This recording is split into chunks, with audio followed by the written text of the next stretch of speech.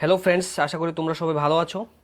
আজকে আমরা তোমাদের জন্য আবারও প্যাডাগজি ক্লাস নিয়ে আসলাম, চাইল্ড ডেভেলপমেন্ট অ্যান্ড প্যাডাগজি। আজকের টপিক কি? আজকে তোমাদের জন্য টপিক হচ্ছে কগনিটিভ ডেভেলপমেন্ট, যেটা এই যে থিওরি কগনিটিভ ডেভেলপমেন্ট, এটা জনককে, ফাদার্স হচ্ছে কগনিটিভ ডেভেলপমেন্টের ফাদারকে পিয়াজে।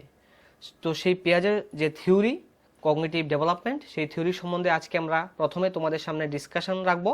তোমরা কমেন্টে জানিয়েছো যে স্যার একটু টাইম ডিসকাস করুন, তারপর এমসিকিউ নিয়ে আসুন। তাই আমরা প্রথম 10-12 মিনিট তোমরা ধৈর্য সহকারে ডিসকাশন দেখবে এবং পরবর্তীতে আমরা অবশ্যই তোমাদের জন্য এমসিকিউ রেখেছি, ওইখানে তোমরা পার্টিসিপেট করবে অ্যাক্টিভলি। তোমাদের সাপোর্ট পেলে আমরা প্রতিনিয়ত প্যাডাগজি ক্লাস রাখবো, তাই তোমরা কিন্তু চেষ্টা করবে প্রথম থেকে লাস্ট পর্যন্ত পুরোটা ক্লাস দেখার জন্য। আমরা এর পূর্বে প্যাডাগজি আরও 4টি ক্লাস করে নিয়েছি, যারা দেখোনি তারা আমাদের চ্যানেলের প্লেলিস্টে গিয়ে ওই সমস্ত ক্লাস অবশ্যই দেখে নেবে। তো ফ্রেন্ডস, যিনি পিয়াজেট, উনি হচ্ছে একজন প্রখ্যাত মনস্তত্ত্ববিদ। 1896 খ্রিস্টাব্দে সুইজারল্যান্ডে জন্মগ্রহণ করেছিলেন উনি। প্রজ্ঞামূলক যে বিকাশ, সেই বিকাশের ক্ষেত্রে তার গবেষণা এবং তার যে অবদান, এটা কি অবিস্মরণীয়। পিয়াজে মূলত একজন জৈব বিশারদ ছিলেন। তিনি যে স্টেজগুলা প্রপোজ করেছেন শিশুর জীবনের বিকাশের ক্ষেত্রে, ওই কগনিটিভ ডেভেলপমেন্টের যে থিওরি, সেই থিওরি 4টি ভাগে, 4টি স্টেজে মানুষের যে জীবন, সে জীবন বিকাশের স্তরকে উনি 4টি ভাগে ভাগ করেছেন 4টি ভাগে। তো সেগুলি কি কি? সেগুলি হচ্ছে সেন্সরি মোটর স্টেজ, যেটা জন্ম থেকে স্টার্ট হয়ে 2 বছর অর্থাৎ 24 মাস পর্যন্ত। তারপর হচ্ছে 2 নম্বর প্রি অপারেশনাল স্টেজ, যেটা 2 বছর থেকে 7 বছর পর্যন্ত। এবং কনক্রিট অপারেশনাল স্টেজ, যেটা 3 নম্বর স্টেজ, ওইটা হচ্ছে 7 বছর থেকে 11 বছর। এবং লাস্ট যেটা আছে ওনার স্টেজ যে কগনিটিভ ডেভেলপমেন্টের, ওইটা হচ্ছে ফর্মাল অপারেশনাল স্টেজ। ওইটা 11 বছর থেকে শুরু করে 18 অর্থাৎ 18 বছর পর্যন্ত জীবন বিকাশের যে এই 4টি স্তরে উনি কিন্তু কগনিটিভ ডেভেলপমেন্টকে ভাগ করেছেন। তো আমরা চলো সেই যে 4টি ভাগ আছে, ওই 4টি ভাগ আমরা ভালোভাবে বুঝে নিই। শিশুর যে সেন্সরি মোটর স্টেজ অর্থাৎ সংবেদনমূলক যে স্তরটা, এই স্তরে শিশুর কি কি বিকাশ ঘটে, ওই সম্বন্ধে আমরা কিন্তু এখানে তোমাদের সামনে একেবারে exact topic, exact point to পয়েন্টে নিয়ে এসেছি। এখান থেকে তোমরা এগুলি যদি মনে করো তোমাদের জন্য হেল্পফুল, অবশ্যই তোমরা নোট ডাউনও করে নিতে পারবে। আমরা এইভাবেই তোমাদের জন্য নোটসগুলো রেডি করছি, যাতে তোমরা এমসিকিউর পাশাপাশি যেই ডিসকাশনগুলো পাবে ওইগুলো তোমাদের এক্সামে তোমাদেরকে হেল্প করে। এই যে স্তরটা সেন্সরি মোটর স্টেজ, এটা সময়কাল হচ্ছে জন্মকাল থেকে 2 বছর পর্যন্ত। এই বয়সী শিশুরা কি দেহ সঞ্চালন ও ইন্দ্রিয়ের ব্যবহার করে পরিবেশের সঙ্গে কি করে প্রতিক্রিয়া করে। দেহ সঞ্চালন এবং ইন্দ্রিয়ের ব্যবহার এই সময়ে করে পরিবেশের সঙ্গে শিশুরা কি প্রতিক্রিয়া করে, যার ফলে জ্ঞানের বিকাশ তাদের মধ্যে ঘটে। সেজন্য এই যে স্তরটা, এই স্তরের নাম দেওয়া হয়েছে সেন্সরি মোটর স্টেজ। এই স্টেজে শিশুদের মধ্যে কি আসে? ইগোসেন্ট্রিকতা, অর্থাৎ শিশু নিজের জগতেই নিজে বাস করে। তারপর কি আসে? অবজেক্ট পার্মানেন্সও আসে এই স্টেজের মধ্যে। তো ফ্রেন্ডস, আমরা এখানে খুবই ভালোভাবে তোমাদের জন্য কিন্তু পয়েন্ট আউট করে রেখেছি। ওই সমস্ত কিছু তোমরা কিন্তু এখান থেকে দেখে নিতে পারো। দেখো, অবজেক্ট পার্মানেন্স যেটা, এটা 8 to 12 মান্থের মধ্যে আসে, আইডিয়া অফ পার্মানেন্স। তারপর ফিউচারে কি হবে, এটা ওই শিশু মনে মনে ডিসকভার করে। তারপর 1 to 4 অ্যাকোমোডেশন আসে। এখানে দেখো, age 1 to 4 month, 4 to 8 month, পুরো এখানে কিন্তু দেওয়া হয়েছে। তোমরা যে বার্থ টু 2 ইয়ার্স, এটাকে আরও পুঙ্খানুপুঙ্খভাবে আমরা এখানে তোমাদেরকে ভেঙে ভেঙে কিন্তু ডিসকাশন রেখেছি, তোমরা এখান থেকে অবশ্যই দেখে নেবে। দেখো, 18 to 24-তে কি আসে? প্রবলেম সলভিং যে বিগিন হয়, প্রবলেম সলভিং করাটা বিগিন হয়, স্টার্ট হয় কোন সময় থেকে? এটা 18 থেকে 24 যে মাস, ওই মাসের মধ্যে শিশুর মধ্যে প্রবলেম সলভিং করার যে কোয়ালিটি, ওইটা কিন্তু স্টার্ট হয়ে যায়, বিগিনিং হয় ওই স্টেজের মধ্যে। কোন স্টেজে? সেন্সরি মোটর স্টেজে। তাহলে এক্সামে যদি কোশ্চেন করে প্রবলেম সলভিংটা বিগিনিং কোথা থেকে হয়, তাহলে আমরা কিন্তু আনসার করতে হবে সেন্সরি মোটর স্টেজ। যদি বলো অবজেক্ট পার্মানেন্স, তাহলে কিন্তু সেন্সরি মোটর স্টেজ। যদি বলে ইন্ডিপেন্ডেন্ট গোল সেটিং বিগিন কোন সময় হয়, তাহলে এই প্রত্যেকটা জিনিস এখানে আমাদেরকে মুখস্থ রাখতে হবে। তারপর আমরা আসব সেকেন্ড স্টেজে যেটার নাম হচ্ছে প্রি অপারেশনাল স্টেজ। তো সেই প্রি অপারেশনাল স্টেজটা স্টেজ 2 থেকে 7 ইয়ার্সের মধ্যে এটা শুরুয়াত হয়, স্টার্টিংটা হয়। প্রাক সক্রিয়তা স্তর বলে এটাকে কি বলে? প্রাক সক্রিয়তা স্তর। এই স্তর সম্পর্কে অনুধাবন করতে হলে সক্রিয়তা সম্পর্কে কিন্তু জানা আমাদের প্রয়োজন।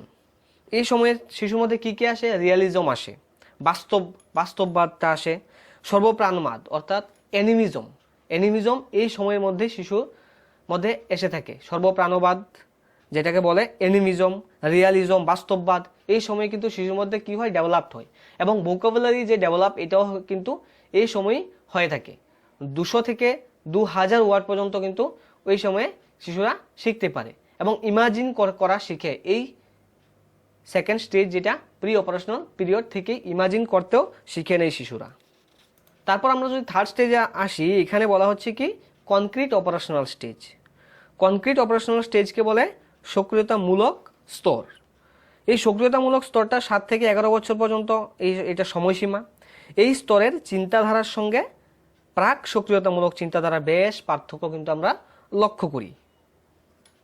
এই স্তরে শিশুর মধ্যে কি আসে? সংরক্ষণ আসে, কনজারভেশনটা আসে, সংরক্ষণ অর্থাৎ কনজারভেশন আসে এবং ক্রমপর্যায় অর্থাৎ পর্যায়ক্রমিকভাবে শিশু কোনো কিছু সাজাতে পারে। পর্যায়ক্রমিকভাবে আগে কিন্তু ও সাজাতে পারতো না, তো এখন সে সাজাতে পারে। 1 to 100 কিন্তু হয়তোবা এই সময়ে শিশু ইজিলি বলে দিতে পারবে, কিন্তু এর আগের স্টেজে ইজিলি বলে দিতে পারবে না। 1 to বলতে গেলেও ওই সময় কি সেরিয়েশন করতে পারতো না, পর্যায়ক্রমে সাজাতে পারতো না। 9 এর পরে হয়তো 11 বলে ফেলতো, 11 এর পরে 15 হয়ে যেত। এরকম ছোটবেলা আমরা দেখতে পাই, বাচ্চারা বলে থাকে 11 এর পরে হঠাৎ করে 15 চলে যায়, মাঝখানে এগুলি হারিয়ে ফেলে। অর্থাৎ শিশু ওই সময় সেরিয়েশন করতে পারে না, ক্রমপর্যায় করতে পারে না, কিন্তু এর আগে করতে পারে না। কিন্তু কনক্রিট অপারেশনাল স্টেজে গিয়ে কিন্তু সেরিয়েশনটা করতে পারে। কোন সময় গিয়ে? কনক্রিট অপারেশন অর্থাৎ 7 to 11 যে ইয়ার্স, ওই সময়ে ওইটা ইজিলি করতে পারে শিশুরা। তারপর ক্লাসিফিকেশনও করতে পারে এই স্টেজের মধ্যে। ক্লাসিফিকেশনটা কি? পার্থক্য করতে পারে, দুটি বস্তুর মধ্যে পার্থক্য কি এটা করতে পারে। টিভির রিমোট এবং যে এসি রিমোট, এই দুটি রিমোটের মধ্যে কিন্তু পার্থক্য ওই সময় বুঝতে পারে এবং সংখ্যা সম্বন্ধে ভালো ধারণা হয়ে যায়, প্রবলেম সলভিং করতে পারে ইজিলি। এবং ভিজুয়াল যে প্রবলেম এগুলা দেখে, বাইরের থেকে কোনো ঘটনা ঘটছে ওইগুলি দেখে ও কিছু ইমাজিনেশন করতে পারে এবং বুঝতে পারে যে হ্যাঁ বাইরে কি ঘটনা ঘটছে, ওইটা কি ভালো নাকি খারাপ।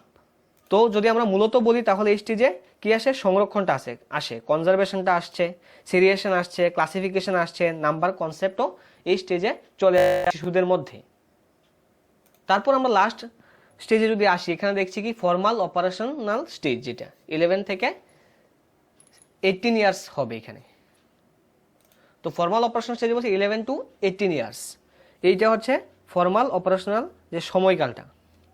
তো এখানে এই স্তরের মধ্যে শিশুর মধ্যে কি কি আমরা লক্ষ্য করি? যে ক্যারেক্টারিস্টিক যদি বলি, এই স্তরের মধ্যে শিশুর মধ্যে ability to think abstract thinking করতে পারে, ডেভেলপড হয়। ফর্মাল যে লজিক, সাইন্টিফিক থিঙ্কিংটা করতে পারে, সাইন্টিফিক্যালি ও কোনো কিছু যুক্তি এবং তর্ক দিয়ে বোঝাতে পারে। তারপর অ্যাজাম্পশন করতে পারে।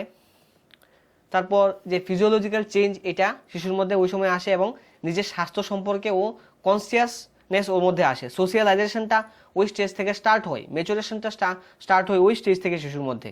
এবং অন্যের উপরে ডিপেন্ড থাকাটা ও তখনই ভালো পায় না, সে নিজের উপর ডিপেন্ড থাকাটা ভালোবাসে এই স্টেজের মধ্যে, অর্থাৎ ফর্মাল অপারেশনাল যে স্টেজ এই স্টেজের মধ্যে। তাহলে ফ্রেন্ডস এই ছিল ডিসকাশন। এখন চলো আমরা কিছু এমসিকিউ প্রবলেম তোমাদের সামনে নিয়ে আসবে এমসিকিউর মাধ্যমে, এবং ওইগুলি তোমরা প্রথম থেকে লাস্ট পর্যন্ত আনসার করবে এবং অবশ্যই কে কত পেয়েছো এটাও কমেন্ট বক্সে জানাবে। লাইভ চ্যাট বক্সে যারা আছো অবশ্যই ক্লাসের শেষে জানাবে। যদি আমাদের ক্লাস ভালো লেগে থাকে, আমরা প্রতিনিয়ত তোমাদেরকে টেট এবং জিআরবিটি ক্লাস দিয়ে যাওয়ার চেষ্টা রাখছি। তোমরা অবশ্যই আমাদের সাথে থাকবে এবং ক্লাস ভালো লাগলে অবশ্যই লাইক করবে, কমেন্ট করবে, ফ্রেন্ডসদের সাথে শেয়ার করবে। তো ফ্রেন্ডস আজকের প্রথম কোশ্চেন তোমাদের সামনে। আজকের প্রথম কোশ্চেন কি বলছে? অ্যাকর্ডিং টু পিয়াজে, children are dash in constructing their understanding of the world. অর্থাৎ ধারণা, কোনো কিছু সম্বন্ধে ধারণা গড়ে তোলার ক্ষেত্রে শিশুরা নিজেই কনস্ট্রাক্ট করতে পারে। তখন এটা কিভাবে করতে পারবে? অ্যাক্টিভলি করবে নাকি প্যাসিভলি করবে নাকি নিউট্রাল নাকি বাই স্ট্যান্ডস? তো এখানে যে 4টি অপশন দেওয়া আছে এই 4টি অপশন থেকে তোমরা তাড়াতাড়ি আনসার করে দাও, যে রাইট আনসারটি কি হতে পারে। কোশ্চেন নাম্বার 1 এর রাইট আনসার কি হবে, তাড়াতাড়ি তোমরা আনসার করে দাও। যে শিশু যে কোনো কিছু যখন সে বুঝবে তখন সে কিভাবে বুঝবে, সে যদি সক্রিয়ভাবে ক্লাসের মধ্যে থাকে, নাকি যদি অন্যদিকে মন থাকে তখন কি সে বুঝতে পারবে? যদি অন্যদিকে মন থাকে সে তো বুঝতে পারবে না। ক্লাসের মধ্যে তখন তাকে অ্যাক্টিভ থাকতে হবে। অ্যাক্টিভ থাকলেই সে ইজিলি ওই কনসেপ্টটা, টিচার যে কনসেপ্টটা, যে সাবজেক্টটা বোঝাচ্ছে ওইটা সম্বন্ধে সে কিন্তু ধারণাটা স্পষ্টভাবে নিতে পারবে। তাই আমরা এখানে টিক করবো অপশানে অ্যাক্টিভ। যদি শিশু, পিয়াজে বলেছেন যে children are active in constructing their knowledge, their understanding of the world, এই বিশ্বের মধ্যে শিশুরা অ্যাক্টিভলি তাদের আন্ডারস্ট্যান্ডিংটা কি করে, বিল্ড আপ করে থাকে। Question number 2, incorporating new information into your existing ideas in a process known as, যা তোমার মধ্যে আছে আগে থেকে আমাদের মস্তিষ্কের মধ্যে কিছু আছে নলেজ, এবং অন্য একটা নলেজ আমরা এখন এইমাত্র পেলাম। এখন এইমাত্র যে নলেজটা পেলাম ওইটাকে আগের নলেজের সাথে প্রক্রিয়াকরণ করার যে মাধ্যম, ওইটাকে কি বলে? আগের নলেজের সাথে ওইটাকে কি করলাম, একত্রীকরণ করলাম। তো ওই যে একত্রীকরণ করার যে প্রসেস, ওইটাকে কি বলে? অ্যাকোমোডেশন বলে, অ্যাপ্রোপ্রিয়েশন বলে, নাকি অ্যাসিমিলেশন বলে, নাকি ইনিশিয়েশন বলে? তো এখানে তোমাদের যে 4টি অপশন দেওয়া আছে এখান থেকে তোমরা তাড়াতাড়ি আনসার করে দাও যে রাইট আনসারটি কি হতে পারে। তো ফ্রেন্ডস, এখানে রাইট আনসার হবে অ্যাসিমিলেশন। রাইট আনসার কি? অ্যাসিমিলেশন। অপশন সি হবে এখানে right answer.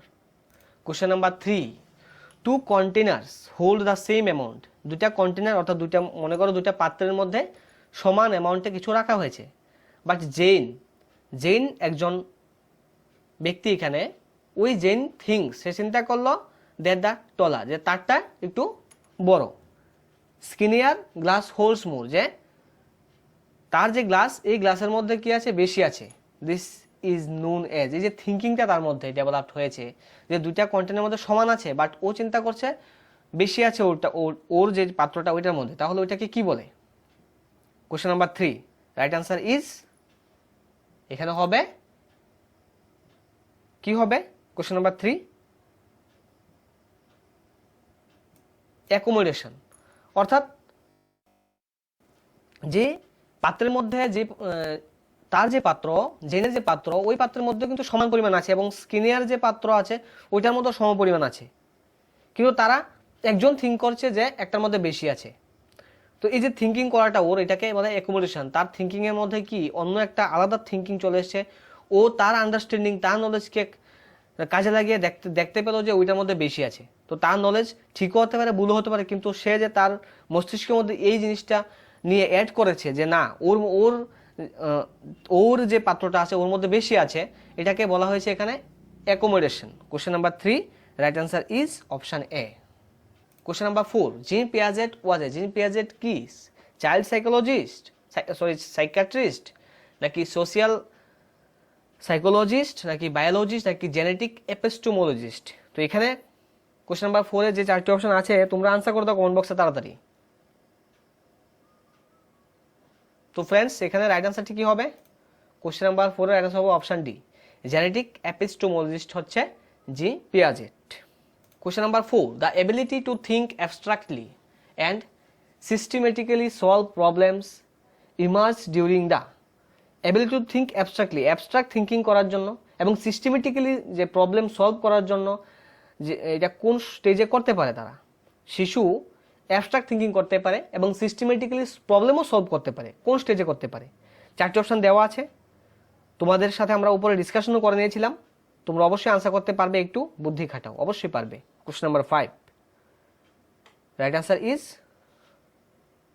Option A, concrete operational স্টেজে অ্যাবস্ট্রাক্ট থিঙ্কিংটা আসে এবং সিস্টেমেটিক্যালি প্রবলেম সলভিংটা ওই সময়ে শিশুর মধ্যে ভালোভাবে চলে আসে, concrete operational stage. Question number 5 এর right answer is option A, the ability to think and systematically solve problems emerge during the concrete operational stage. Question number 6, children in the pre operational stage, অর্থাৎ এখানে pre operational স্টেজের কথা বলা হয়েছে।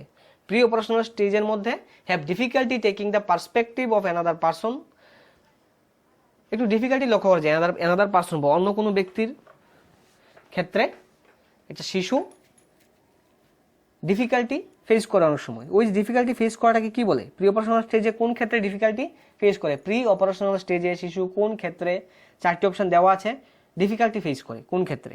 Reversibility, ইগোসেন্ট্রিজম, metacognition নাকি constructivism? Question number 6। তোমরা comment বক্সে আমাকে তাড়াতাড়ি জানিয়ে দাও রাইট আনসার কি হতে পারে। এবং ফ্রেন্ডস, আমরা ইংলিশ ভার্সনই প্যাডাগজিটাকে করাবো। বেঙ্গলিতে যদি তোমরা অবশ্যই কমেন্ট করবে যে বেঙ্গলিতে করলে ভালো হবে, একদমই বেঙ্গলি করব নাকি একদম ইংলিশ করব। অ্যাকচুয়ালি প্যাডাগজির যে ইংলিশটা আছে ওইটাকে বাংলাতে কনভার্ট করলে বাংলা একদমই মিলে না, ঠিক আছে? তাই আমরা শুধুমাত্র আজকে ইংলিশে নিয়ে আসলাম।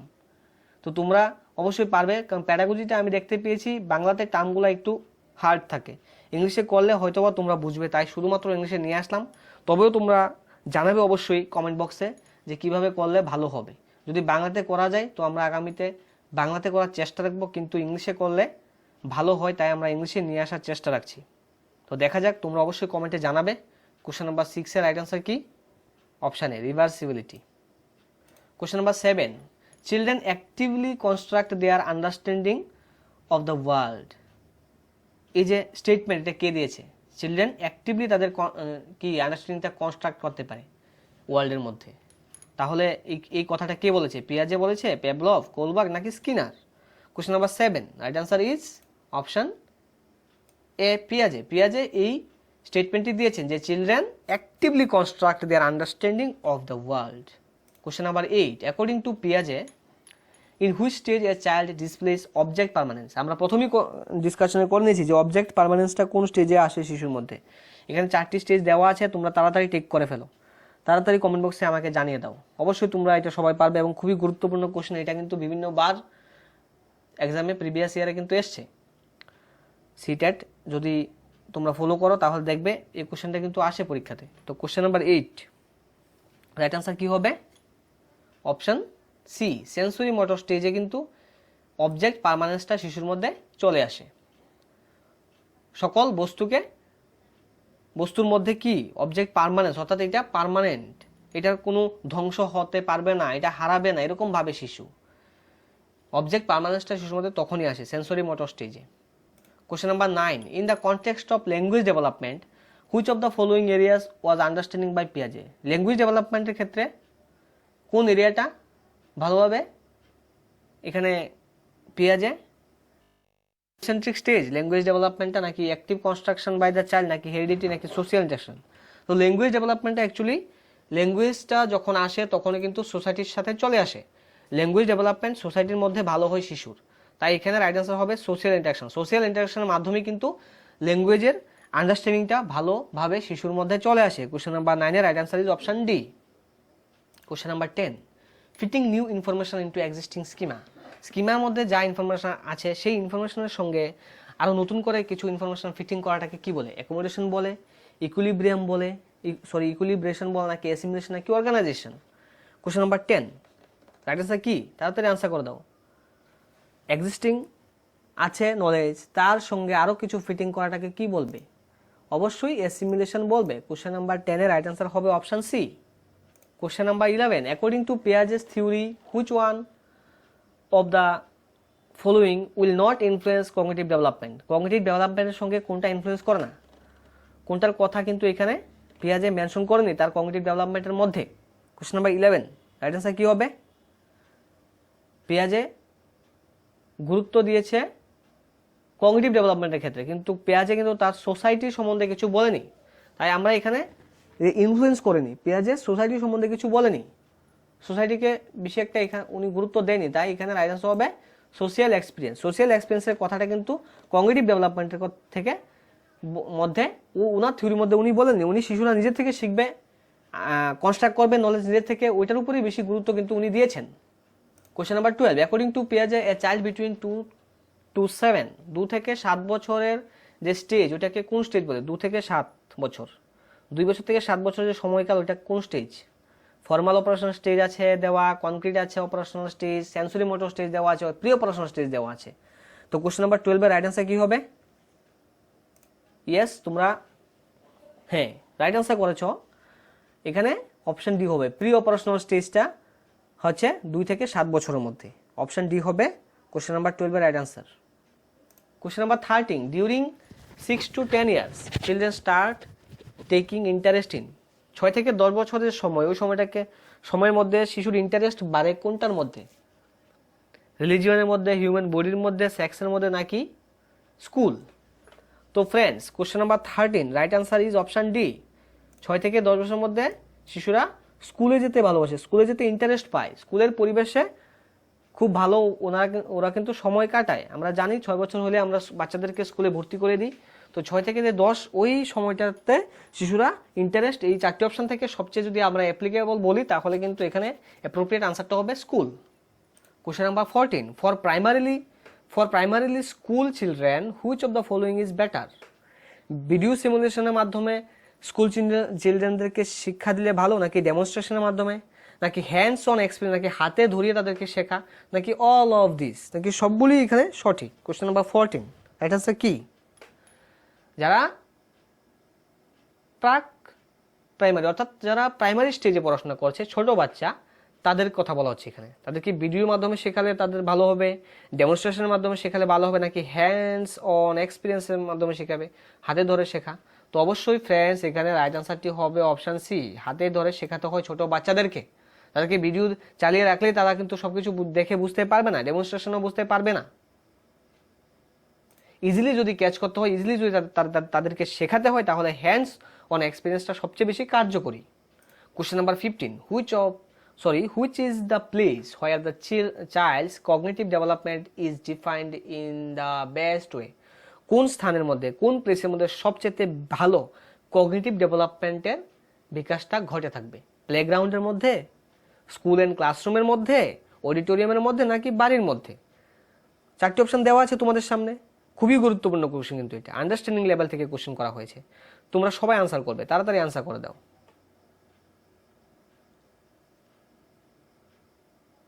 কোশ্চেন নাম্বার 15 রাইট আনসার কি? অপশন বি, স্কুল এবং ক্লাসরুমের মধ্যেই কিন্তু কগনিটিভ ডেভেলপমেন্টটা সবচেয়ে ভালো হবে শিশুর। Question number 16, cognitive development means, cognitive ডেভেলপমেন্টের মিনিংটা কি, মানে কি? Development of intelligence, development of child, development of physical skills, নাকি ডেভেলপমেন্ট অফ ইন্ডিভিজুয়াল?